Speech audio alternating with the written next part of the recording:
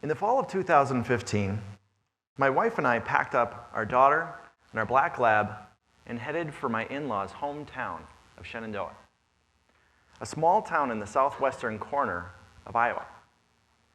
Now, after what will become probably the coldest and most miserable hunting experience of my life, I dragged myself back outside to take my dog for a walk. And as we walked, I noticed all these boarded up houses.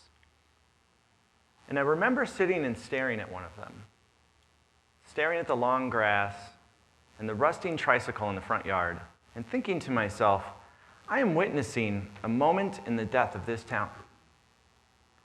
Since then, I've been to several other rural areas, and I noticed this same common theme. Rural America is in trouble. In fact, nearly 2/3 of rural areas lost businesses from 2010 to 2014. A lack of jobs is forcing parents to send their kids to the cities, further accelerating this collapse. Now, while jobs are declining in rural areas, there is what's known as a negative unemployment in many industries in urban centers. This means that there are more jobs available than skilled workers, particularly in the technology field. Now, this disparity between the loss of jobs in one community and the growth of jobs in another is contributing to creating one of the most polarized electorates in our nation's history. Politicians stand up and promise to bring manufacturing jobs back. But the unfortunate reality is that many of those jobs no longer exist. They have been automated. Now, to better understand this, we need to take a brief look at history.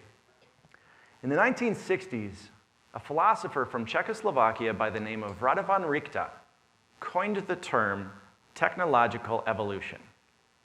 It is a theory about how societies diminish physical labor with mental labor. It's a simple theory with 3 distinct stages. First comes the tool. Now, a tool provides us with a mechanical advantage over doing something by hand. Think of a screwdriver or a plow. Next comes mechanization. Powered machines improve on the tool so that it needs only control and less labor. Think of the drill that twists the screwdriver for you. The third and final stage is automation. This stage removes the need for human control by being replaced with a repeatable process or algorithm. Removes the need for human control. In 1947, General Motors opened an automation department. By the 1980s, automation was changing the auto manufacturing floor from looking like this to this. Technology has been changing the American labor market for decades. Today, automation and artificial intelligence are accelerating that change. It is estimated that up to 45% of jobs will be under pressure from automation and AI in the next 2 decades. So if technology and automation are eliminating jobs, what can we do about it? What if instead of losing jobs to technology, we were able to leverage technology to bring jobs back to rural areas? I think we can. Stepping back to the fall of 2015, leaving rural Iowa and heading back to my job the next day, I thought a lot about Shenandoah. You see, I run an automation company. It used to be a software testing company. For 20 years, manual testing drove the growth of that business. Today, automation is making many of those jobs irrelevant, forcing us to entirely rethink our business. Now, the more I thought about that, the more I realized that my business is like Shenandoah. We are both under a tremendous amount of pressure from automation. And if we don't change, we will collapse. The path to reinvention is full of challenges. There are more articles out there about another town dying than there are about towns reinventing themselves. But there is a way to adapt, and those stories are out there. In 2016, I made a film about the technology community in Minnesota. Centered largely around the Twin Cities, it goes through our amazing history and the tremendous amount of momentum that our tech community has today. Now, along this journey, I talked to several folks in greater Minnesota. And what I learned gave me hope. Rochester, Minnesota, long known for Mayo Clinic and IBM, is adding a new discipline: startups.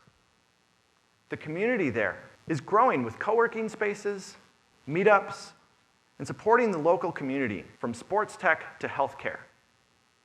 They are intentionally integrating technology and entrepreneurial spirit into the community in Rochester and surrounding communities.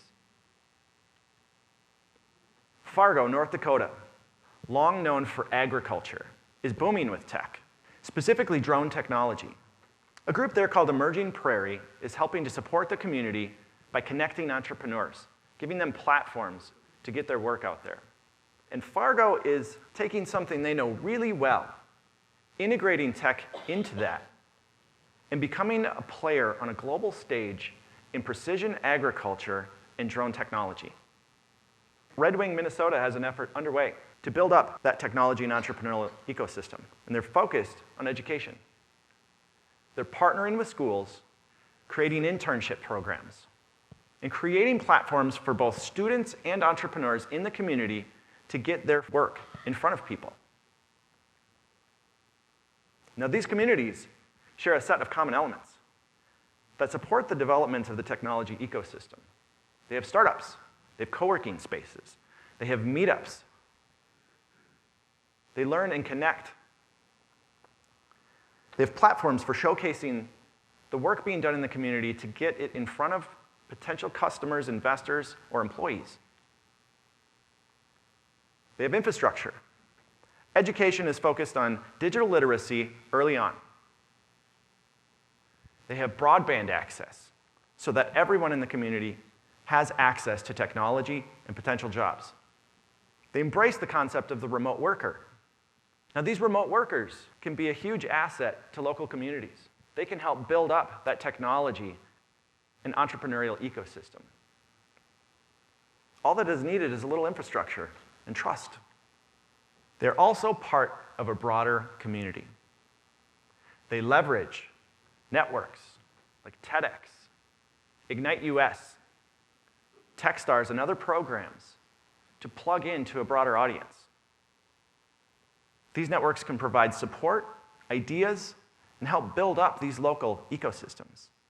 Now, these common elements can be used to transform any community. And it starts with taking responsibility. The responsibility of urban centers to reach out, support, and invest rural communities. The responsibility of rural communities to adapt for the job market of tomorrow. The Minnesota High Tech Association estimates that there will be demand for up to 100,000 tech-related jobs in Minnesota in the next 10 years. Studies also show that for every tech job created, 3 to 4 additional jobs are created in most markets. Now, what if we could just bring some of those jobs to rural areas?